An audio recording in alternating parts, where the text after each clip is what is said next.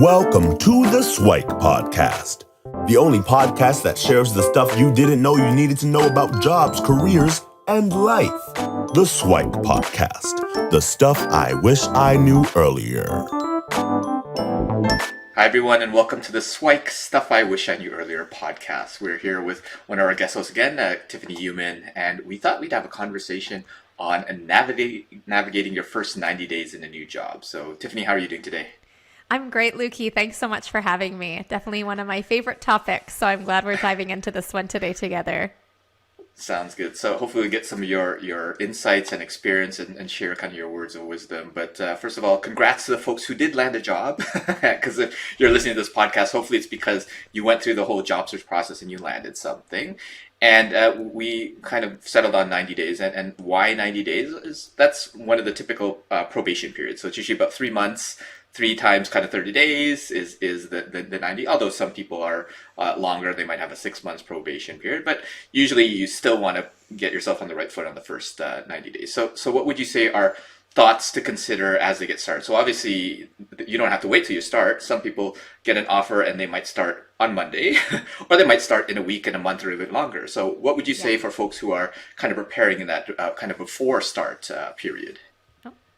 Yes, perfect. So what I would say, if let's say your role is not starting immediately, but you have a little bit of runway to work with, maybe starting, as Lukey said, in a week, a few weeks, a month.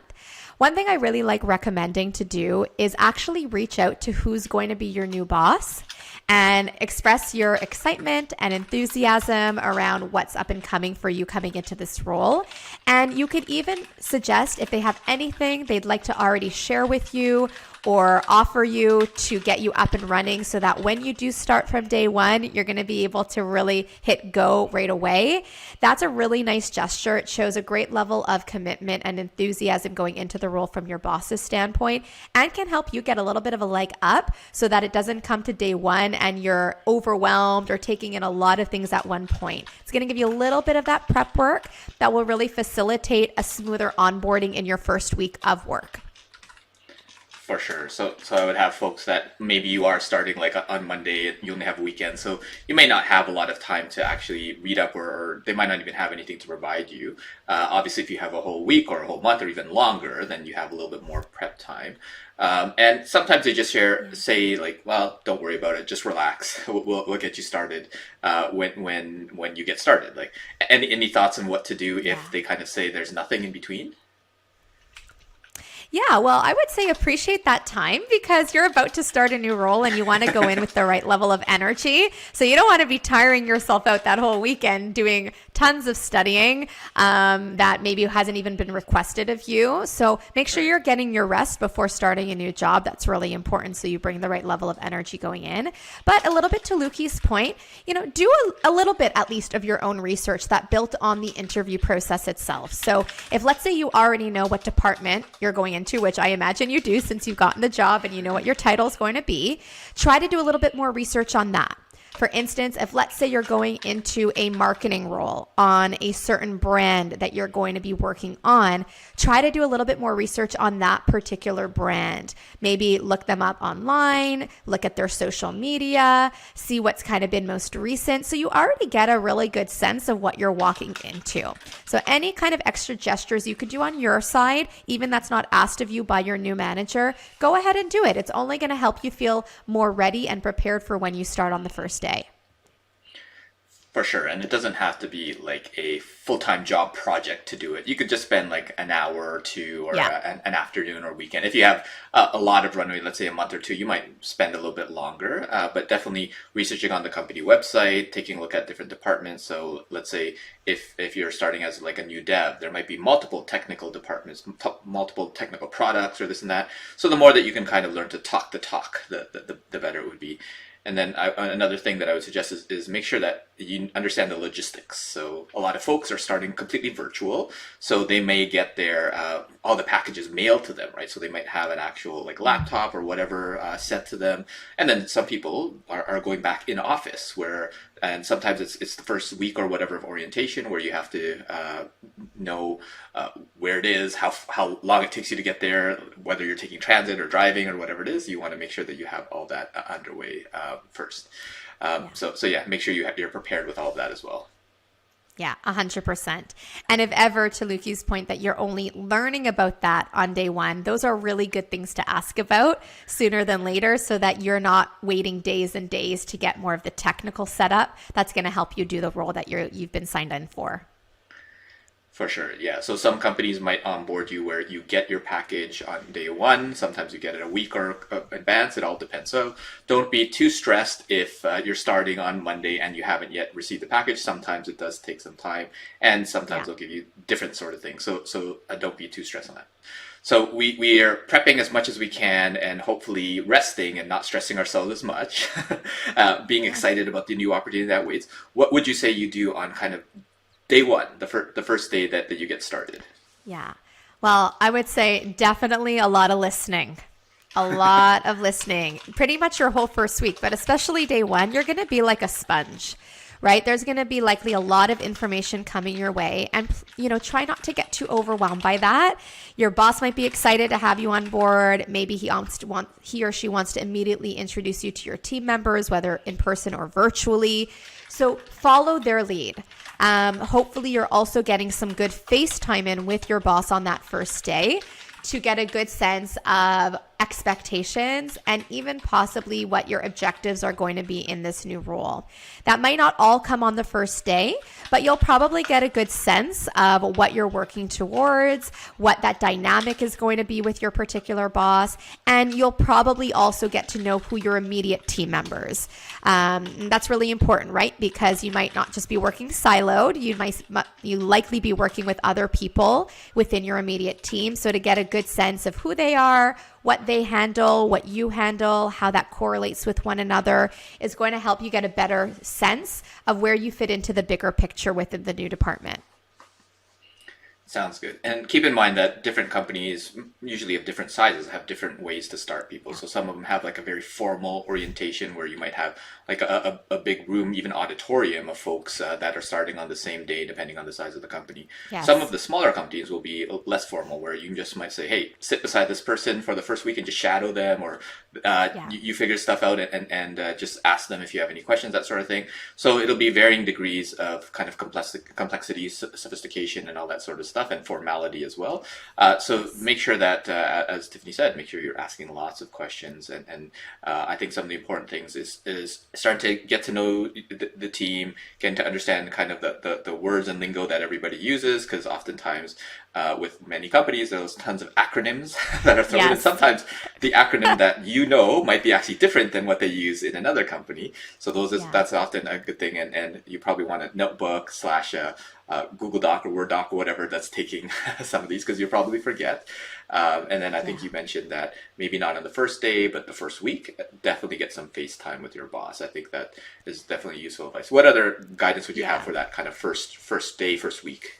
Yeah. So a few others to build on your points, Luki, which are great. Try to get a sense of what your integration plan looks like, right? And who's leading that integration plan. For instance, maybe your boss has already set up integrations for you and the people that you're going to be working most closely with. Or maybe they're counting on you to set up those meetings for yourself. So you want to get really clear of who should you be speaking with in this first day to week. Are you the one taking the lead on booking those intro meetings together? Is your boss taking the lead on that, etc.? A little bit also to Luki's earlier point, it's a great thing to ask if there are going to be more overarching onboarding trainings that you should be a part of, maybe company-wide trainings for a set of new hires at a given moment in time. And that might not necessarily happen your first week, but it's good that you know when that might be happening, if it is something that is going to be happening.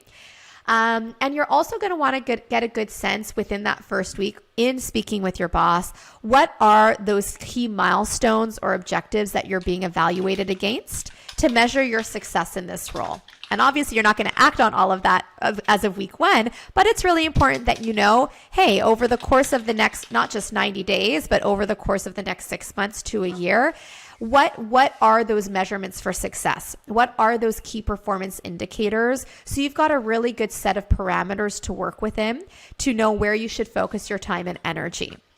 And of course, you can go more granularly with your boss through more discussion of exactly what types of projects or strategies or tasks are you expected to do to help deliver on that. But that would kind of come as a second step once you've got that foundation settled with your particular boss. For sure. And one thing that was a logistical item that I think I missed mentioning before is if you are starting in person and even online and virtually, just make sure you understand what the dress code is, right? So for different companies, something as simple as what to wear can be a little bit of anxiety for someone on the first day. True. It's generally easier to overdress, and then you can always take off the jacket or the tie or whatever, and then the second day, hopefully you're more kind of able to fit with the culture. So just ask if you're not sure, but generally like a business casual is pretty standard, something like a shirt with a collar. If you want to try make it a little bit nicer with a jacket or a tie, and obviously the female equivalents of that dress, and take note from everybody else around you, as Tiffany mentioned, to kind of take their lead, and you notice and say, okay, can I wear that? And you have to be careful, because sometimes the tenured person who's been there for like 10, 20 years might come in something not generally recommended, but because they're so well received. So don't necessarily take the kind of the first piece of wardrobe advice for someone. Just do a little bit more reconnaissance and looking for what other people are doing. 100%. And if I can add something to that point, Luke, sure. It's a really, really, really relevant one, especially to make sure that you're putting yourself forward in the right way. As you're paying attention to what the attire is, also be cognizant of what you want your image to be, right? Because especially as a young professional starting in the workforce, there are some of those elements from a dress code standpoint that can help elevate your professionalism. I'll just take myself as an example where I always looked really young and I was short. So I wanted to wear things that would help me also for myself feel professional. Even if people around me weren't wearing those types of things, I knew for me it would make me feel really confident. And so those were some personal discretion choices I made, even if, let's say, other people around me weren't always wearing, a dress or a blazer. I'm like, you know what? I feel good wearing those kinds of things. So, and it works within the overall culture. It wouldn't make me stick out like a sore thumb. So again, use your discretion on that, to Lukey's point around observing and paying attention, but also making your own judgment call of what's going to make you feel really good and confident in the position. For sure. I think that's all great. And again, it's always going to be a little bit circumstantial based on your particular context, because a little bit more conservative company will be a little bit more kind of dressed up and a little bit more kind of startup-y culture. Don't be surprised if you're wearing like hoodies and things like that. But just make sure that you're aware of what others are doing. And as we kind of go back a little bit to expectations with your boss, one of the things that I would encourage you to think about is, once you understand theirs, is what I call an exercise called pre-writing your resume. So in the next 3 months and next 6 months, what do you want your resume to be able to say? Now, that doesn't mean you're going out and looking for a new job. it just treat it as more like a performance planning document to say, okay, these are the things I want to achieve. And if they are, just see if your boss can help you do that. Now, an easy way to do that is take a look at the kind of senior version of your job description, or the next level, and say, can I start getting exposed to these types of things? Not necessarily do them or complete them, but I think that would be something to consider. Now, you've just started, so it doesn't mean that you have to complete them, but at least to set the wheels in motion can definitely be helpful. So as we kind of start our first day, first week, and we're starting to get a little bit settled, what are some of the other things that you'd recommend in the first kind of 30 and then 60, 90 days? What about the first month if we start tackling that side? Yeah. So once we've kind of tackled these things with your particular boss, and one additional thing you're going to want to address with your boss within those first 30 days is, what's the ideal communication dynamic between the both of you, right? Is it primarily email? Is it weekly status meetings? Is it a combination of the two? Is it maybe via texting or internal messaging system on like Microsoft Teams or whatnot? You want to get a good sense of what that communication dynamic will be, so that you avoid frustration or miscommunications between you and your direct manager.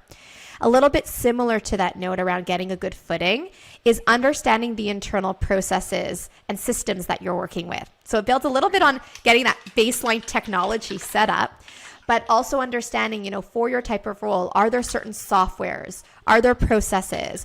Are there certain systems that have established internally that you're expected to use? And if yes, you want to make sure that you're getting trained on that, because that will otherwise lead to a lot of frustration if there's things you're expected to do, but you don't have the proper training on how to use those particular systems internally. So that's definitely a big one to ask your direct manager about, or maybe even your team members about. Maybe your boss is going to have your team members support you on some of these trainings, but you want to get a good handle on that. Another key thing you're definitely going to want to do in the first 30 days is get a really good sense of upcoming meetings, what those meetings look like, what the objectives of those meetings are, who typically attends those meetings, and what your responsibility or role is in those meetings. Especially if you're entering into a pretty meeting heavy culture, right? That can be very overwhelming, where you're trying to just get your head above water and you're being pulled left, right, and center into all these different meetings. And you're like, what do I even do in these things? So to ask those questions proactively is really going to help you. There might be several that you have no active role in just yet, but at least you're going to know that, and it's going to alleviate any anxiety that you would have otherwise had by not even asking those kinds of questions. So that's definitely a big one in the first 30 days. Maybe you're going to get a calendar, a little bit of a roadmap of what's up and coming for those types of meeting structures.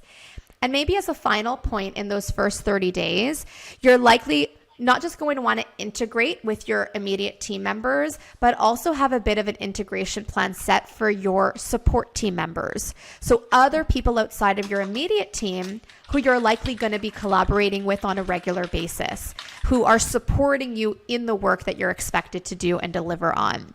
So those are the questions you could also ask your boss or your team members of who should I maybe be additionally meeting with, who are people that are going to need things from me, and vice versa, so that I can understand how our relationships kind of coincide with one another. That's going to be really helpful once again. So you're not just understanding your role in that, but you're also building those relationships early enough on. And this is particularly important if you're in a virtual setting where you're not physically in the same office as them.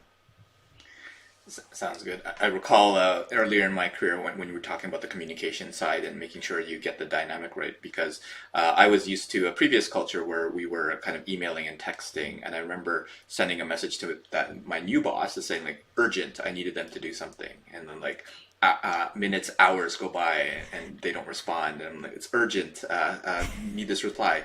And then I realized that they were in their office, so I kind of knocked on the door, and they said, I asked, well, did you get my email, the urgent one? He's like, well, I was really taken aback at his response, because he says, well, if it was urgent, you wouldn't have sent an email. And I was like, oh, point taken.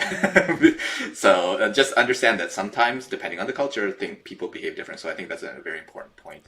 Yeah. A couple of things that I would suggest in that kind of first week as well is on the people side is, if you can, have like a casual coffee or lunch with a bunch of your coworkers, right? I think that's good at kind of integrating yourself in there, where there's always going to be the group of people that go out for lunch, the group of people that kind of stay in for lunch. So try to kind of make friends with both. So sometimes bring it, sometimes go out and see who you can relate to. Some will go for coffee, some will go for other breaks and things like that. So you'll want to see who you kind of relate with and kind of integrate yourself into the group.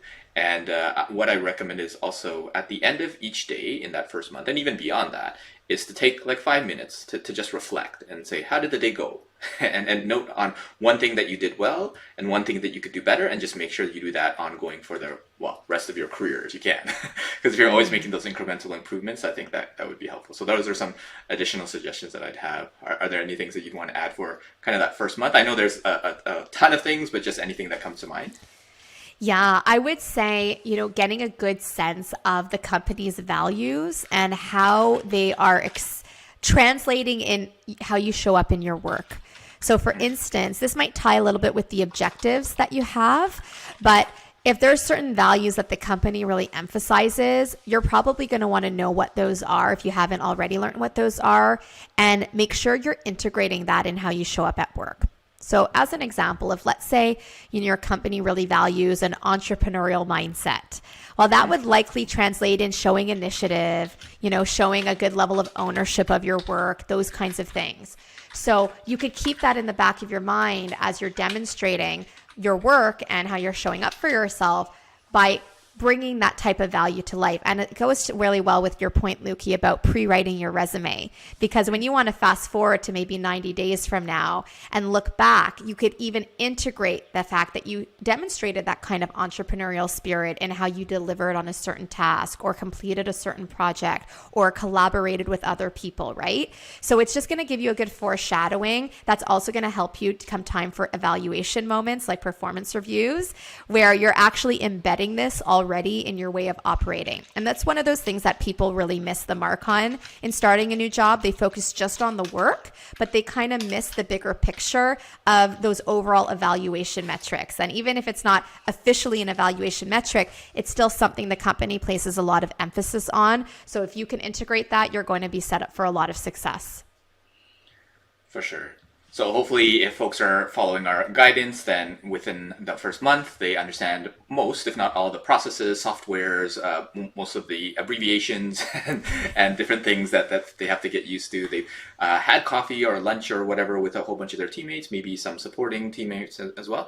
I also recommend folks to kind of make good friends in certain departments. So definitely someone in the IT department is always a good idea to make a good friend with. Maybe someone in like HR or payroll or something, and benefits would be another good and helpful connection.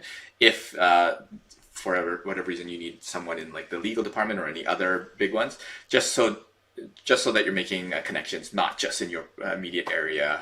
Obviously, if you got hired into those areas, those would be. But outside of that, make sure you're connecting with other folks in the company, because they can be helpful in the future. And you never know, you might be helpful for them as well.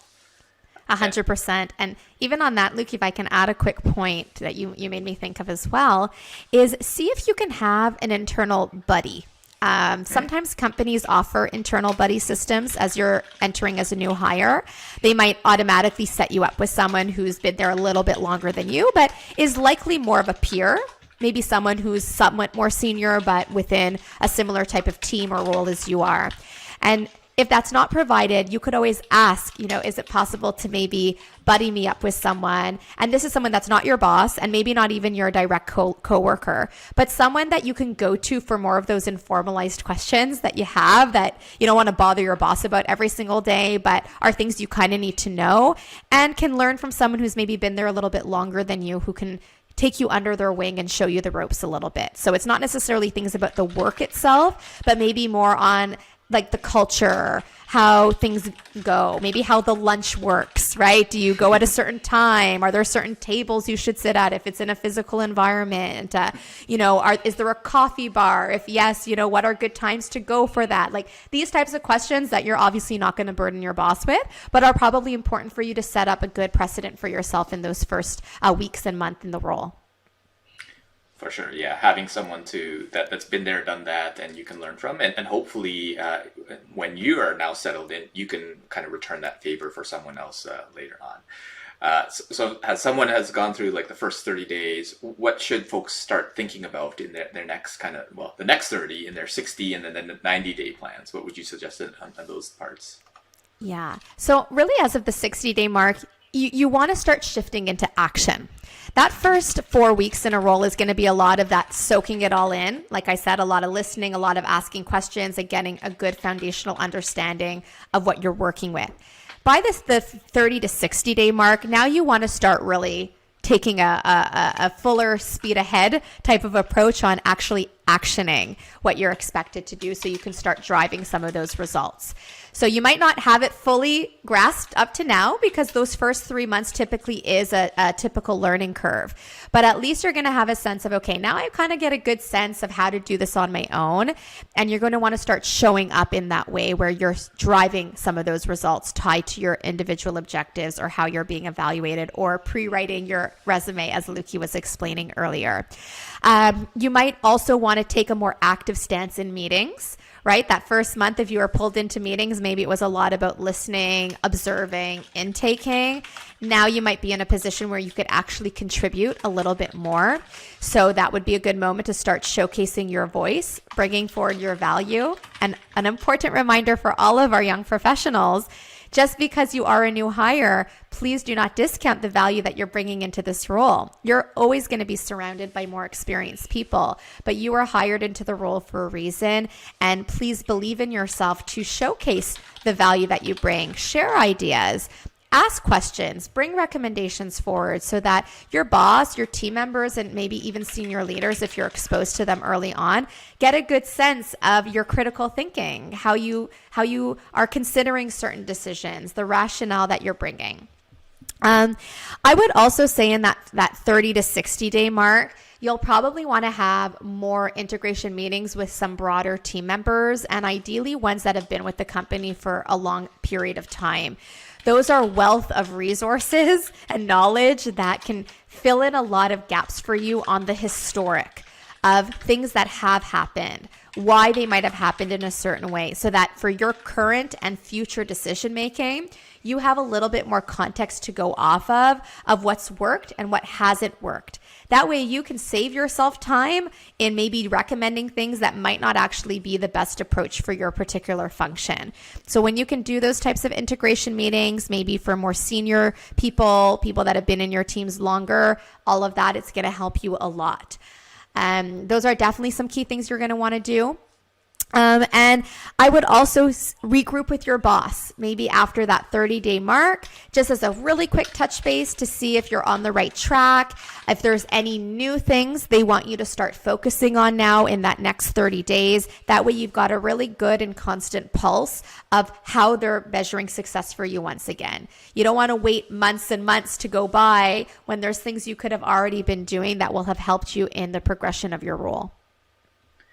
Yeah, I think a lot of that is great advice. And I like what you said about the kind of shifting from listening to action, and then also including those integration meetings with the folks that have the historics, because a lot of young folks they're full of ideas and all these things. And sometimes you don't realize that they already tried it a week ago, a month ago, a quarter ago, a year ago, and it totally failed or didn't work. And that great idea that you had is going to fall on deaf ears, and they're going to be like, oh, wah wah, like this person again, because you didn't have the historical one. But if you can go in with a sense of curiosity to say, can you clarify this for me? Or can you, I haven't been around, play the new person card whenever you can, and just a little bit more and say, oh, could you explain a little more why? And then before you present like this big idea, have a little bit of the context. And if you realize that nobody has actually thought of that idea or gone down that path, well, maybe that's a good opportunity to kind of share it. Or if they went down that path but did it in a slightly different way, didn't have a certain nuance of it,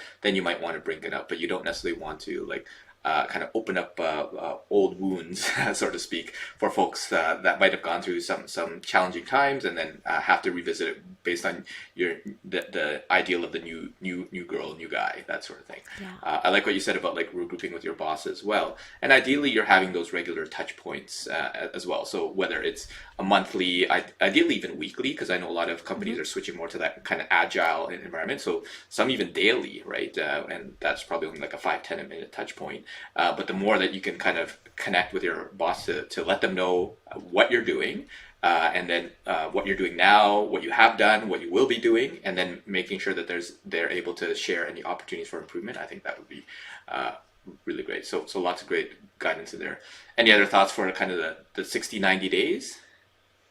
Yeah, so the 60 to 90 days, what I would honestly want you to also be doing is active listening and pairing that with the action that you're taking. What I mean by this is by the end of the 90 days, I like to recommend what I call kind of a diagnostic action plan, meaning that you're going to have taken in a lot of information. You're going to have met a lot of people, and you're probably going to have picked up on things that could be improved. And you don't want to bring those improvements too early on, because a little to Lukey's point he just made, you are still new, and you don't want to come off as the know-it-all that is just jumping into new recommendations without having done your due diligence. But by around that 60 to 90 day mark, you're probably getting a much better sense of, okay, no, this is a legitimate opportunity area, or these are things that maybe could be improved, or these are recommendations I think will help me moving forward in this area of my role. And so by the end of that 90 days, you almost want to present this plan back to your boss in a way that's going to recap some of the things that you've been doing already and some areas that can be almost used as brainstorming together with your boss on what you would recommend moving forward to help improve in a certain area. And the beauty of doing something like this is you can integrate feedback, insight that you've gained from the people that you've spoken to, so that if you do end up moving forward with the recommendation and you get the buy-in from your boss and you present that back, those people are going to feel really well heard, because you're not just making a one-sided decision. You're making a decision that's factored in other people's viewpoints and feedback that's going to help everybody in a really strong way. So that's definitely something I recommend implementing at that 90-day mark. It's almost like a reflection of what you've gathered, pairing on some of the actions and steps you've taken already, but also being a little bit more future looking and future oriented around what can we do from here? What can I do from here that's gathering on and taking into account these insights that I've gained for myself through those conversations, through that active listening and asking the right questions along the way. Yeah, I think a lot of great points in there. And one thing that came to mind for me is as you're having the discussions with your boss, take a minute to understand what their priorities are as well, because you want to make sure that your priorities align with theirs because you're part of their group, part of their organization. And really, if you take a look at your job description, what's not written in there is the first bullet point should say your first task is to make your boss look good, right? Is essentially what it is. So you don't want to be that, like Tiffany mentioned, like that know-it-all that's trying to kind of take over, become CEO, that sort of thing. One of the key points of responsibility for you is to make your boss look good, right? So if you can do that, then everybody kind of grows together, and they might not be able to support you in that, but at least then you kind of understand kind of where your path is. So if you can kind of align yourself with their goals and kind of elevate them, I think is a very important thing. And hopefully that'll get you through that first 90 days past probation and able to kind of take a bit of a breather to know that you're now full-time and permanent. Yeah, absolutely. Solid point there. I couldn't agree more. And chances are the priorities that your boss is sharing also line up with the bigger priorities of your department or division. So that's really good to know too, so that what you're working on actually contributes to the bigger picture and might also allow you to have more exposure and visibility along the way. For sure. And that's a key to kind of sustainable work, because if you understand your impact to the broader organization, that just helps you overall versus I'm just doing this stuff and I have no idea how I'm contributing. People don't tend to do well in those types of roles. So the more that you understand your impact on the organization, the clients, and that will really help. So so it sounds like we got some good feedback where like the first kind of day or so, well, get some of the logistical stuff down there, listen a lot and kind of take cues from other folks, then really integrate yourself with your boss, with the other groups, and then take the first kind of month to listen.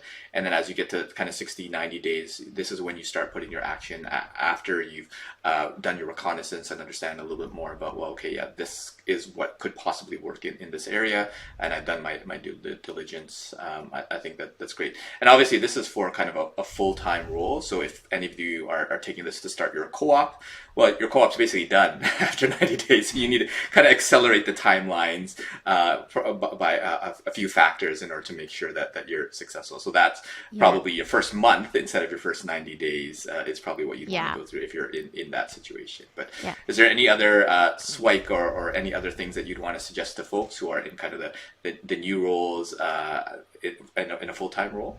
Yeah.